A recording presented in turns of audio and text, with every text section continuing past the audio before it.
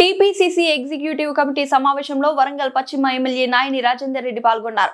గాంధీ భవన్ లో టీపీసీసీ అధ్యక్షుడు బొమ్మ మహేష్ కుమార్ గౌడ్, ఇన్ఛార్జ్ మీనాక్షి నటరాజన్ ఆధ్వర్యంలో జరిగిన ఈ సమావేశంలో సీఎం రేవంత్ రెడ్డి సహా పలువురు కీలక నేతలు హాజరయ్యారు. ఈ సందర్భంగా ఎమ్మెల్యే నాయని నూతన డీసీపీ అధ్యక్షులకు సూచనలు చేశారు. జెండా పట్టిన స్థాయి నుంచి ప్రోత్సహించే పార్టీ సంస్కృతి కాంగ్రెస్ పార్టీని గుర్తు చేశారు. డీసీసీ పదవి తల్లి లాంటిదని, అందరినీ కలుపుకునే వ్యవస్థ ఉండాలని చెప్పారు. పార్టీ కార్యక్రమాల సమాచారంలో ఎలాంటి లోపం రావద్దని, గ్రామస్థాయి కార్యకర్త వరకు ఆహ్వానం చేరే విధానాలు ఏర్పరచుకోవాలని డీసీసీ చైర్మన్లకు సూచించారు. పై స్థాయి నేతల సమన్వయం బలంగా ఉండేలా చూడాలని, గ్రూప్ రాజకీయాలకు తావు లేకుండా చర్యలు తీసుకోవాలని స్పష్టం చేశారు. సోషల్ మీడియా వారియర్స్ పాత్రను నాయని ప్రత్యేకంగా ప్రస్తావించారు. అభివృద్ధి సంక్షేమ కార్యక్రమాలు ప్రజలకు చేరే బాధ్యత డీసీసీ కమిటీపై ఉంటుందని చెప్పారు. రానున్న ఎన్నికల్లో కాంగ్రెస్ మరో దశాబ్దం అధికారంలో నిలవాలంటే ఈ అవకాశాన్ని సద్వినియోగం చేసుకోవాలని నూతన అధ్యక్షులకు పిలుపునిచ్చారు.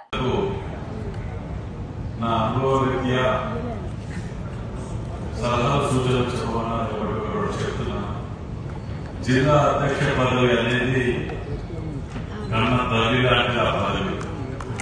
ఎందుకంటున్నా అంటే మనకు మిత్రులు ఉంటారు, కొందరు పడని వాళ్ళు ఉంటారు, గిట్టని వాళ్ళు కూడా ఉంటారు.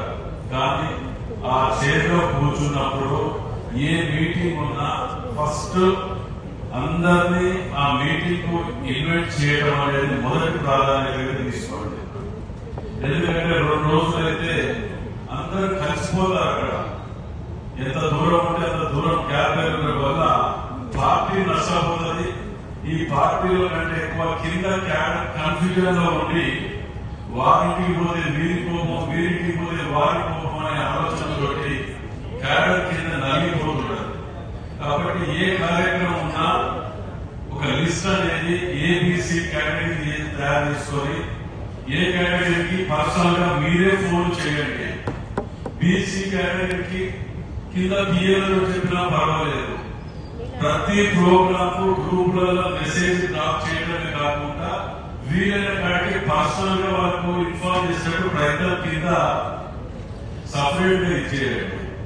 ఏ మండలానికి ఆ మండలానికి ఫైలింగ్ చేసుకుని పెట్టుకోండి. ఏది కానీ మనం ఆఫీసర్ డ్రాఫ్ట్ పెట్టుకున్న 26 డివిజన్లు ఉన్నాయంటే 26 డివిజన్ల ఫైలింగ్ కానీ, రిప్రజెంటేషన్స్ కానివ్వండి, ఇతర ఏది కానివ్వండి, మనం చెప్పగానే తీసి చూసుకునే విధంగా ఏర్పాటు చేసుకోండి. సోషల్ మీడియా టీమ్ అనేది డీసీసీకి మోస్ట్ ఇంపార్టెంట్. అది గ్రౌండ్ లెవెల్ కి మనం చేసిన కార్యక్రమాలను ఇప్పుడు ప్రతిపక్షంలో ఉన్నప్పుడు డీసీసీ అధ్యక్ష పదవి అనేది చాలా పవర్ఫుల్ గా ఉంటుంది. మన లీడర్షిప్ కూడా పెంచుకోవచ్చు.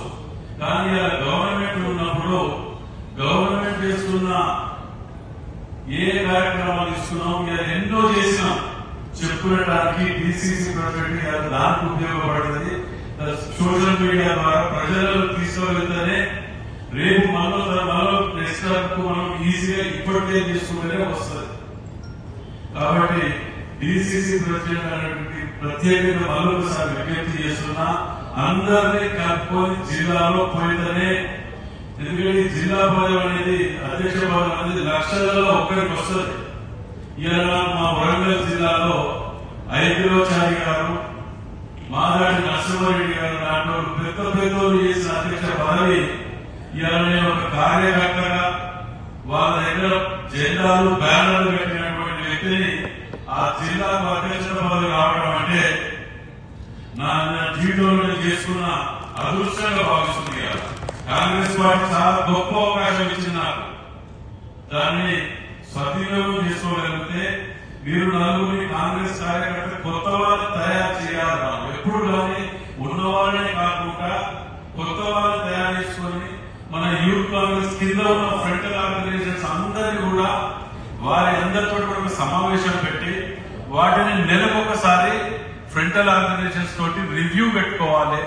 మహిళా కాంగ్రెస్ ఏం చేస్తుండ్రు, యూత్ కాంగ్రెస్ ఏం చేస్తుండ్రు, ఎన్ఎస్ఐ యూనివర్సిటీలల్లా కాలేజీలల్లా ఫ్రెషర్స్ కు బ్యానర్ కడుతున్నారా లేదా, వెల్కమ్ బ్యానర్స్ కట్టుతున్నారా లేదా, వాళ్ళకు ఇప్పుడు యూత్ కాంగ్రెస్ ఎన్ఎస్ఐ వాళ్ళ తల్లిదండ్రుల మీద బతికే వాళ్ళు ఉంటారు.